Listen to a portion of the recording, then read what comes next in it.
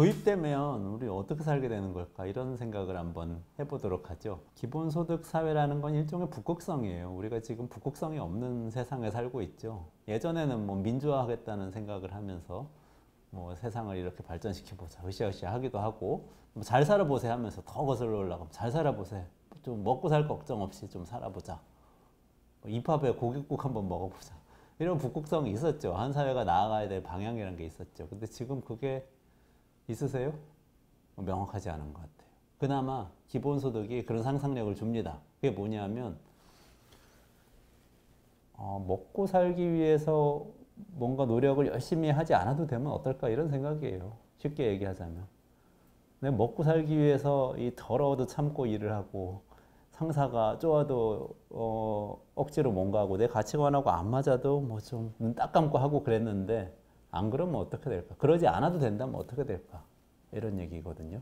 그게 일종의 북극성이죠. 그러니까 기본소득 얼마 받고 이런 게 중요한 게 아니고 조건 없이 나한테 소득이 보장될 때 나한테 그만큼의 자유가 생기는 거죠. 그냥 쓸 수 있는 시간이 생기는 거예요. 사실 시간을 사는 거죠.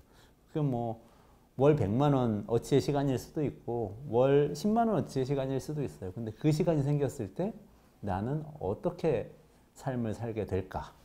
이런 얘기죠. 예컨대 우리의 소득이 이렇게 구성된다면 어떻게 될까 하는 거예요. 지금 우리 소득은 근로소득 또는 사업소득으로 돼 있잖아요. 근데 그게 아니고 기본소득이 일단 다 있고 모든 사람들에게, 그리고 그 위에 뭐 가서 능력에 따라서 취업해서 돈 벌 사람들은 근로소득을 얻고 거기에 추가로 미래엔 이런 일들이 또 생길 거거든요. 내가 돈을 벌려고 취업해서 한 일이 아니에요. 근데 나는 분명히 사회에 도움이 되는 어떤 일을 했어요. 길 가고 있는 어르신을 도와드렸고, 그리고 자원봉사를 하기, 어디 나가서 이 다른 이 단체를 도왔고, 뭐 이런 일들이 있을 수 있잖아요. 그런 일들에 대한 보상으로서 주어지는 기여소득, 이런 것들이 아마 복잡하게 섞여 있는 상태의 소득이 미래의 소득이 될 겁니다. 그런 사회가 됐을 때 우리는 어떻게 살게 되냐? 이렇게 될 겁니다. 일자리라고 우리가 생각하고 있는 것, 그게 일자리가 아닌 게 되고, 지금 일자리가 아니라고 생각했던 게 일자리가 될 거예요. 마구 뒤섞일 겁니다. 지금 우리가 일자리라고 생각하고 있는 게 뭐죠? 공장에서 뭔가를 열심히 조립을 하는 일, 빠르게 사라지고 있습니다. 마트에서 계산원이 되어서 손님을 맞아서 계산을 해주는 일, 빠르게 사라지고 있어요. 기업에서 회계 업무, 빠르게 없어지고 있어요. 이렇게 자동화로 인해서 많은 일자리들이 휙휙 없어지고 있죠. 그럼 일자리가 없어지고 기본소득이 생기면 우리는 다 좀비처럼 집에 앉아가지고 스마트폰을 들여다보면서 계속 시간만 보내고 있는 거냐? 주어지는 소득으로 쇼핑만 하면서. 아니죠. 그게 아니고요. 새로운 일이 생길 겁니다. 새로운 일이 생기는데 그 일은 우리 하기 나름이에요. 여기에 사실은 미래의 비영리 섹터가 해야 될 일이 이 안에 다 담겨 있습니다. 그 일을 어떻게 따뜻하고 공동체적인 것으로 만드느냐, 어떻게 사람들이 생계를 위해서 보내던 시간을 이웃을 위해서 보내고 기업의 자본을 확충해주기 위해서 하던 일을 사회적 자본을 확충하기 위해서 하는 일로 바꿔서 살 수 있게 만드느냐, 이게 아마 우리의 비영리가 가져야 될 미래 비전이 되지 않을까 그런 생각이 듭니다. 예컨대 이런 거예요. 주문실수 식당 같은 이야기인데 일본에서 했던 프로젝트죠. 꽤 유명했던 프로젝트인데요. 치매 어르신들이 운영하는 식당을 한번 해본 겁니다.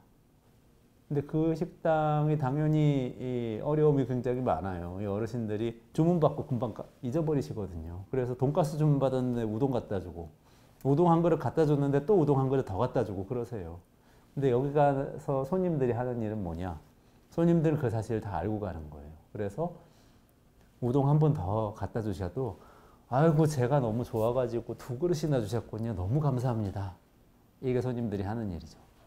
그 치매 어르신들이 보람을 느끼면서 자기의 가치를 입증하면서 거기서 일을 하실 수 있도록 돕는 것이 손님들이 하는 일입니다. 물론 그 손님들과 어르신들을 연결하는 일을 하는 사람들이 있죠. 이 프로젝트를 진행하는 활동가들이 있죠. 그럼 여기서 생각해 보는 거죠. 지금까지 우리는 일과 일이 아닌 것을 엄격하게 구분을 했었어요. 그래서 식당 주인이 요리를 해서 서빙을 하는 건 일이고 식당에 가서 밥을 먹는 건 일이 아니에요. 그거 소비라고 그랬죠. 노동이 아니고 소비입니다. 그거 전혀 다른 거예요. 난 돈을 내고 내 권리를 주장을 하면 되는 거였어요. 근데 그게 아닌 거죠.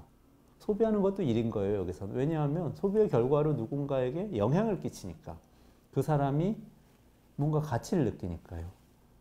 그 사람, 그 치매 어르신이 보람을 느끼게 해주는 그 일을 이 손님들은 소비함으로써 하고 있는 거죠. 이렇게 생산과 소비가 뒤섞이고 일과 일이 아닌 것들이 뒤섞이는데 그 과정에서 만들어지는 가치들이 있습니다. 그게 경제적 가치, 재무적인 가치가 아니더라도 사회적으로 의미가 있는 사회적 가치를 만드는 일이 됩니다. 그런 걸 만드는 일을 먼저 지금 해보고 있는 곳이 뭐 사회적 기업이나 사회적 협동조합 이런 곳들이죠. 근데 아마 지금과 같은 방식으로 쭉 사회가 진화하고 기본소득이 도입돼서 생계에 대한 걱정이 훨씬 줄어들게 되면 많은 종류의 일이 이렇게 변화해야 될 겁니다. 재무적 가치를 위한 일이 아니고 사회적 가치를 위한 일로 변화해야만 해요.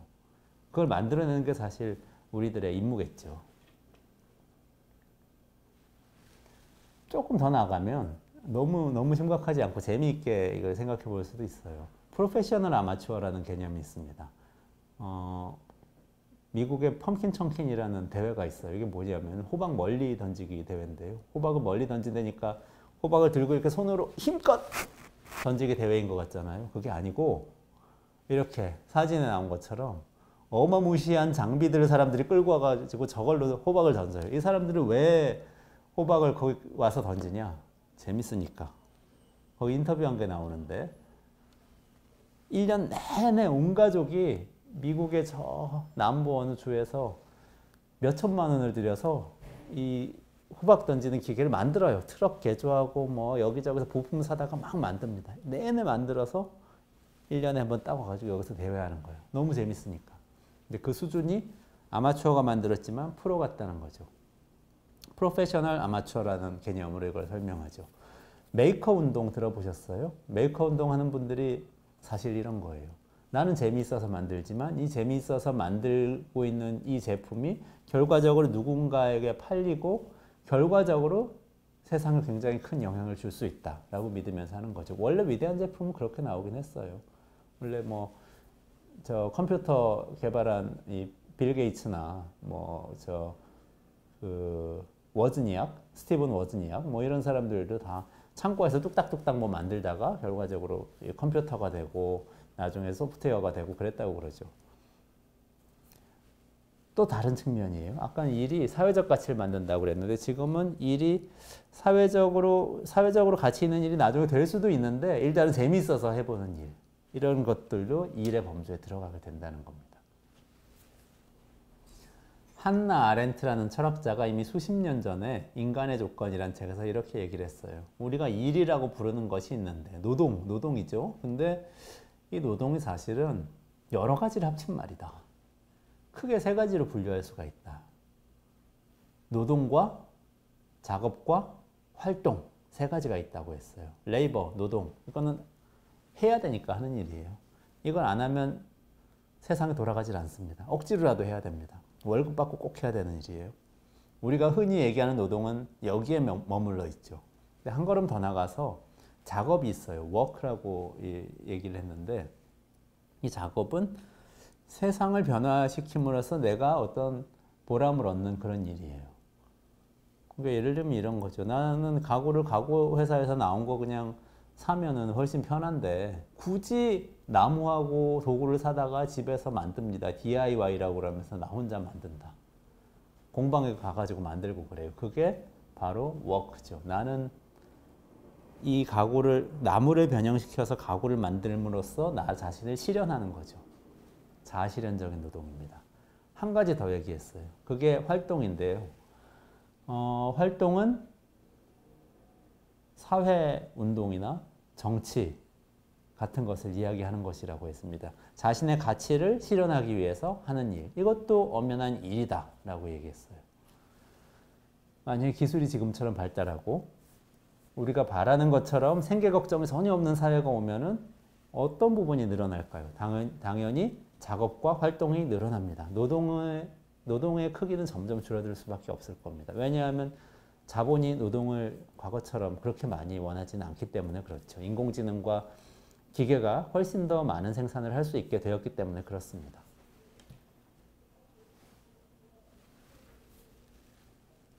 사실 역사적으로 보면요, 이거 자연스러운 일이에요.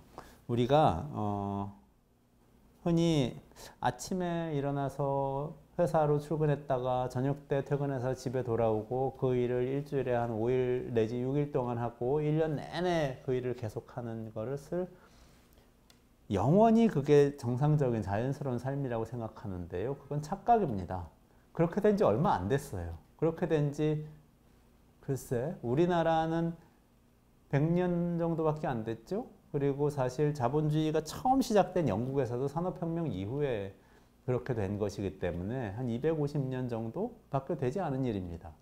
그 전에는 어땠냐? 그 전에는 그냥 사람들은 내킬 때 일했어요. 농사를 짓는다고 생각해 보세요. 농사 가족들하고 같이 짓습니다. 그냥 집안에 있어요. 집안에 있다가 해가 떠서 일을 할 수 있는 시간이 되면 나가서 일을 합니다. 그리고 중간에 일하다가 힘들면 집에 돌아와서 쉬어요.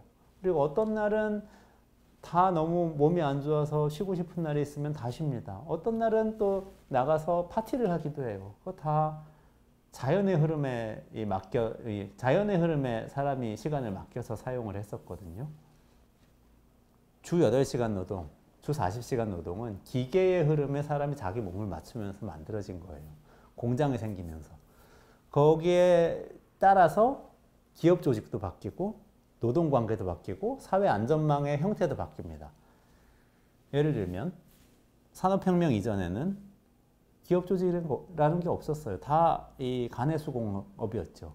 기업 조직을 만들 필요가 없었던 거죠. 근데 산업혁명 이후에 기업 조직이 생깁니다. 왜냐? 공장이 생기고 기계를 돌려야 되기 때문에 사람들 조직화해서 일정한 시간 동안 계속 기계에 매달려서 일을 하게 만들었어야 됐으니까요. 여기에 맞춰서 사회보장제도가 생깁니다. 그게 뭐죠? 그게 바로 사회보험 중심의 복지예요. 고용보험 같은 거죠. 사람들이 취업하면 인센티브를 더 줘요. 자, 실업급여 생각해 보세요. 월급 많이 받던 분이 실업급여도 더 많이 받습니다. 회사 오래 다닌 분이 실업급여 더 많이 받아요. 국민연금도 마찬가지예요. 월급 많이 받던 분들이 연금도 더 많이 받아요. 회사 오래 다닌 분들이 연금 더 많이 받아요. 왜 그렇죠? 회사 다니는 것을 장려하기 위해서. 고용을 장려하기 위한 사회보장제도가 이제 산업혁명 이후의 자본주의 사회 사회보장제도죠. 근데 그게 빠르게 바뀌고 있죠. 1990년대 이후에 이미 컴퓨터 많이 사용하게 되고 정보화가 빠르게 진행되고 자동화되면서 점점점 사실 이 고용관계가 고용 형태가 달라지고 있습니다. 비정규직 늘어나고 외주하청 늘어나고 파견직 늘어나고 최근에는 플랫폼 노동까지 늘어나고 있어요. 기업은 점점 해체되고 있습니다. 그런데 사회보장제도는 어떻죠? 따라가지 못하고 있어요. 유럽을 중심으로 해서 지금 사회보장제도에 굉장히 많은 문제가 생기고 있는데 바로 이것 때문에 그렇습니다. 고용은 예전 같지 않은데 사회보장제도는 고용에 너무 많이 맞춰져 있는 거죠. 우리나라가 만약에 복지가 아직 굉장히 약한 편인데 사회보장제도를 강화할 때는 옛날에 유럽이 하던 식으로 할 필요 없어요. 산업혁명 시기에 공장에서 필요했던 제도를 지금 도입할 필요는 없잖아요. 지금에 맞는 제도를 도입해야죠. 그게 기본소득제도라는 겁니다. 그 기본소득제도가 일이 단순히 그냥 노동이 아니고 노동이면서 작업이면서 활동인 그런 사회에 더 맞는 제도라는 거죠. 왜냐? 사람들이 취업을 하다가 안 하다가 좀 끊기고 필요할 때 일하고 필요 없을 때 안 하고 하다가 못 하다가 이렇게 되어도 생계, 소득에는 크게 영향을 받지 않도록 설계를 해야 되기 때문에 그렇죠. 그리고 남는 시간에는 자유롭게 좀 더 사회적 자본을 확충하는 활동을 해야 되기 때문에 그렇습니다. 미래가 어떻게 될 거냐? 찰스 핸디라는 영국의 경영학자가 이렇게 얘기를 했습니다. 코끼리와 벼룩의 시대가 될 것이다. 코끼리들은 여전히 존재할 겁니다. 지금 대기업들이 있죠. 플랫폼 기업들도 있어요. 굉장히 큰 인터넷 플랫폼 운영하면서 많은 사람들이 거기 붙어서 일을 하게 만들죠. 그들은 계속 될 겁니다. 정부도 거대한 코끼리죠. 정부도 계속 될 거고요. 그렇지만 이 사회에서 살고 있는 개인들의 삶은 굉장히 많이 바뀔 가능성이 높습니다. 과거에는 코끼리의 일부로서, 코끼리의 세포로서 사는 사람들이 많았다면 점점 더 많은 사람들이 벼룩처럼 살게 될 것이다. 찰스 앤디는 이렇게 예측을 했고 지금 이미 그렇게 되어가고 있죠. 많은 사람들이 코끼리의 등에 탔다가 떨어졌다가 자유롭게 어딘가를 움직였다가 통통 튀어다니면서 살고 있어요. 세상은 그 사람들을 프리랜서라고도 부르고 플랫폼 노동자라고도 부르고 활동가라고도 부르고 다양한 방식을 부릅니다. 그 사람들이 어쨌든 미래에는 굉장히 많은 숫자가 되고 이 사회를 끌어가는 주역이 될 수 있다는 게 찰스 앤디가 생각했던 것이죠. 그 사람들은 어떻게 살 거냐? 일하면서 놀면서 동시에 배우는 삶을 사는 것이 사실 가장 이상적입니다. 그렇게 만들 수 있는 사회보장제도가 기본소득을 중심으로 한 사회보장제도라고 저는 생각을 하고요. 지금 우리 삶은 이래요. 일을 하는 시기 정해져 있고 배우는 시기 정해져 있고 노는 시기 정해져 있어요. 학교 다닐 땐 공부만 하다가 나중에 학교 졸업하면 일만 하다가 취업해서 돈만 벌다가 은퇴하면 놀기만 하는 걸로 다들 생각하고 있죠. 그게 아니라 일을 하면서 배우고 배우면서 동시에 놀고 이게 어떤 인생의 어떤 시기에만 그런 게 아니고 쭉 계속될 수 있는 그런 삶을 설계를 해야만 사실 미래의 인공지능 시대 기술이 발전하고 인간의 노동이 의미가 굉장히 달라졌을 때 우리는 여전히 행복하게 살 수 있고 어쩌면 그 이전보다 훨씬 더 행복하게 살 수 있을 거라고 저는 생각합니다. 결과적으로 정말 우리 삶이 보장이 되면 보장됐기 때문에 안심이 되잖아요. 그렇기 때문에 훨씬 더 자유롭게 혁신적인 일을 할 수 있을 거예요. 그거는 경제적인 혁신, 기술 혁신에도 적용되지만 사회 혁신에도 적용이 될 거라고 봅니다. 그러면 우리는 예를 들어서 우리가 비영리 영역에서 그렇게 변화가 일어났을 때 그 변화를 어떻게 볼 거냐 생각해 보면 시민들에게 훨씬 더 많은 자유가 주어진 거거든요. 그럼 그 자유가 자율적인 사회혁신 활동으로 이어질 수 있게 그 혁신적인 활동이 더 큰 사회적 자본으로 연결될 수 있게 지원을 하고 투자하는 그런 이 역할을 하는 게 비영리의 사명이 되겠죠. 이전의 비영리 활동이 어떻게 보면 특히 이제 산업혁명 이후에 쭉 전통적으로 이어져 왔던 비영리 활동을 보면 구제 활동이 사실은 중심에 있었어요. 이 노동하지 못하거나 빈곤 상태에 빠지거나 이런 시민들을 도와주는 활동인 거죠. 그게 아니고 앞으로는 그런 생계로부터 자유로운 시민들이 더 많이 생긴다면 그분들이 주인이 돼서 사회를 변화시킬 겁니다. 그분들을 어떻게 연결시키고 그분들이 어떻게 더 많은 학습 기회를 가지고 어떻게 더 많은 활동 기회를 가질 수 있게 될지 그걸 고민하는 것이 비영리 활동가들의 몫이 아닐까 그런 생각이 듭니다. 기본소득이 가져올 새로운 사회에 대한 이야기 여기서 마치도록 하겠습니다. 감사합니다.